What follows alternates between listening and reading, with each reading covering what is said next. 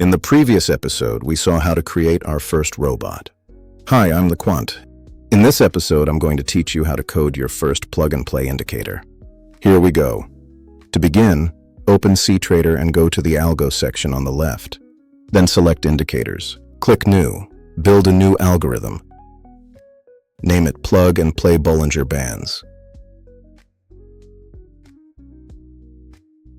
Choose C# and start from scratch. And there you go. You now have your first custom indicator. Let's take a closer look at it. Click Build, then add an instance, and go to the log. Here you can see that it prints only one Hello World. Now let's go back to the indicator. You can see that we created a parameter called Hello World. It's a string, meaning text, and it's printed inside the initialize function. Let's add this print inside the calculate section as well. We'll comment out the previous line using double slashes, which means it will no longer be executed in the code. Then let's check the result again. As you can see, there's a lot more output now. The first rule when working with indicators is this. The initialize section runs only once at startup, while the calculate section keeps recalculating continuously without stopping. In the previous robot, we used Bollinger Bands as the main indicator for our strategy. To keep everything consistent and easy to follow, we are going to use the same indicator inside our custom indicator. First, we create a private variable that will store our Bollinger Bands. We write private Bollinger Bands bol semicolon. This variable is simply a container that will hold the indicator once it is created. In this training, you do not need to know C# beforehand. I will guide you step by step, and you can follow by doing exactly what I show on screen. But if you want to go further later, I recommend watching a simple C# beginner tutorial on YouTube. It will help you understand the logic behind the code and make you more autonomous. Now, let's create the instance of the indicator. Inside the initialize method, we type bol equals indicators.Bollinger Bands open parenthesis. You will see that Bollinger Bands requires 4 parameters: a source, an integer, a double, and a moving average type. The source is the price used for the calculation, such as close, open, high, or low. The int is the period, meaning how many bars are used to calculate the indicator. The double is the standard deviation, which defines how wide the bands are. And the moving average type tells which smoothing method is used.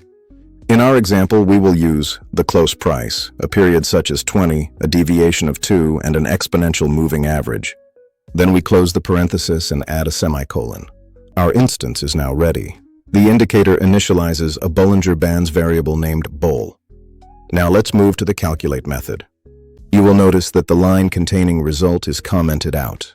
The word result refers to the output of our indicator, the value that is drawn on the chart. We remove the comment and we assign our Bollinger Bands value to it. We write result open bracket index close bracket equals bol.main open bracket index close bracket semicolon. This tells the indicator, for each bar, display the main line of the Bollinger Bands. When you run the indicator, you will see the result instantly. And just like that, you have plugged a real technical indicator into your custom indicator. Here, you can see that our indicator is displayed in a separate window, while Bollinger Bands normally appear directly on the chart. Let's fix that. Return to the code. To place the lines directly on the chart, we go to the indicator attribute at the top of the code, and we add a new parameter, is overlay equals true. Now let's look at the result.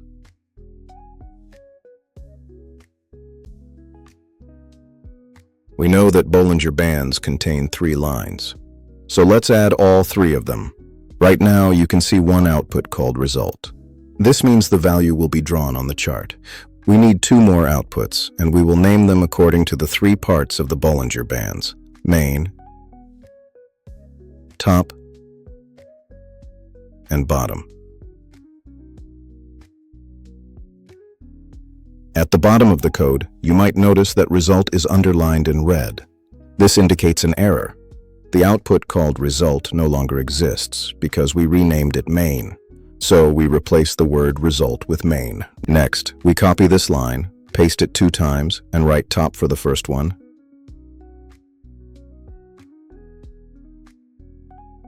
and bottom for the second one.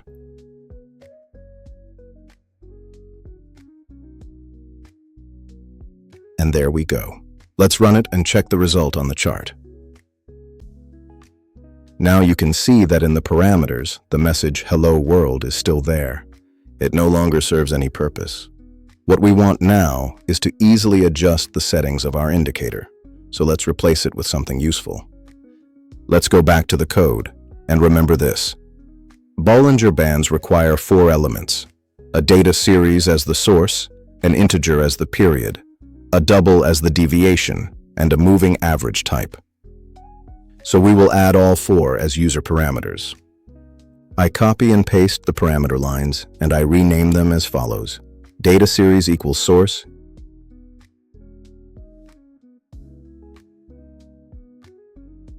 integer equals period,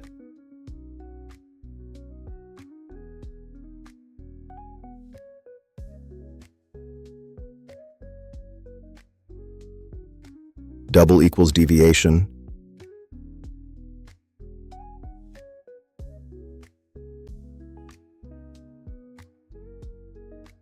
and moving average type equals MA type.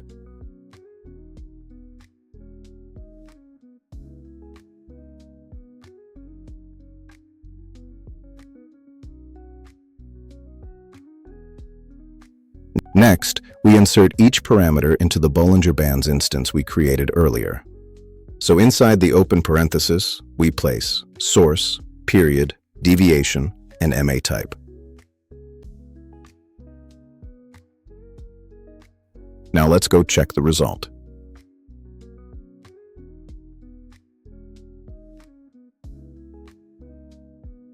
Perfect.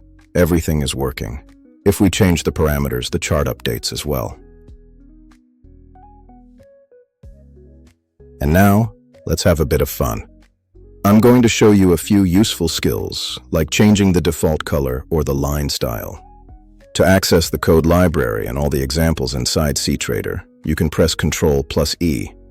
This window opens and closes with the same shortcut. In the search bar, type output attribute. I click the first result, and great, I see an example. I copy the entire line, and let me explain what each parameter means.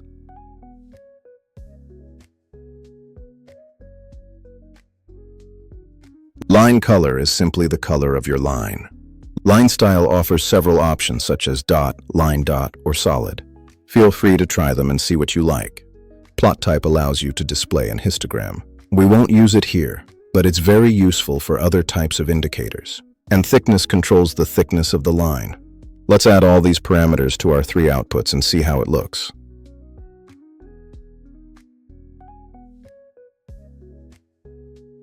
All we have to do now is rebuild the indicator.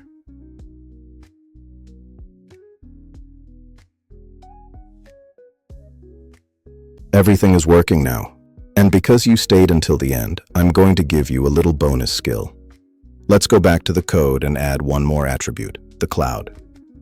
Above the indicator line, we write open bracket cloud, open parenthesis, name of the top, name of the main, close parenthesis, close bracket, and we add a second one, open bracket cloud, open parenthesis, name of the main, name of the bottom, close parenthesis, close bracket. Now let's go back to the chart and see how it looks. And there you go. You now have your first foundations for building custom indicators. If you have any questions, join us on Discord. And if you enjoyed this episode, don't forget to subscribe and leave a like so you don't miss the upcoming videos.